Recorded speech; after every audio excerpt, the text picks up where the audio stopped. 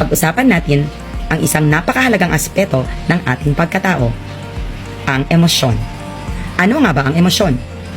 Ang emosyon ay ang malalim na reaksyon ng ating isip at katawan sa iba't ibang sitwasyon. Ito ay biglaan at matindi at may kaakibat na pisikal na pagbabago. Ilang halimbawa nito ay ang saya, lungkot, galit, takot, pagkabigla at pagkadiri.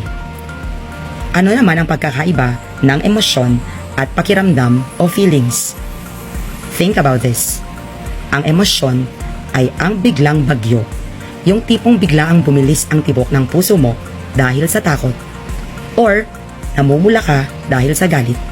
Ang feelings or pakiramdam naman ay ang mas matagal at personal na interpretasyon natin sa bagyong iyon. Kung paano tayo naaapektuhan at kung ano ang ibig sabihin nito para sa atin. Mas banayad at tumatagal ang feelings kaysa sa emosyon. Ang pag-unawa sa mga ito ay bahagi ng emotional intelligence or EQ. Ito ang kakayahan nating intindihin at pamahalaan o kontrolin ang ating sariling emosyon at ng sa iba.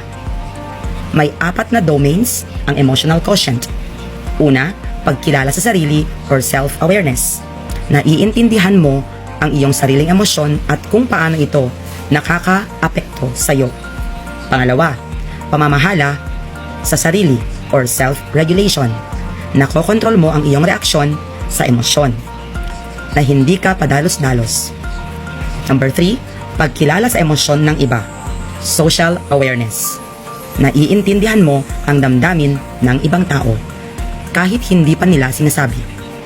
At pang-4, pamamahala sa relasyon or relationship management. Nagagamit mo ang pag-unawa sa emosyon para mas epektibong makipag-ugnayan sa kapwa. Dito pumapasok ang personality tests. Ang mga tests na ito ay makakatulong na mas makilala mo ang iyong sarili, kung paano ka mag-react at kung ano ang iyong natural na tendencies sa pagharap ng mga emosyon. Ang pag-uunawa sa iyong personalidad ay magandang pundasyon para mapabuti ang iyong EQ. Bakit mahalaga ang emosyon at EQ?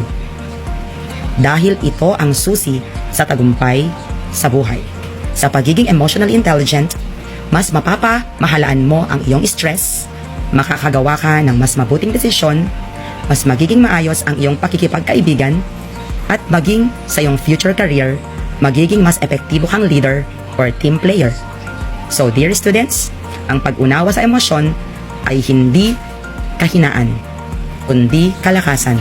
Gamitin ito para paghusayin ang sarili at ang iyong relasyon sa mundo. Follow for more!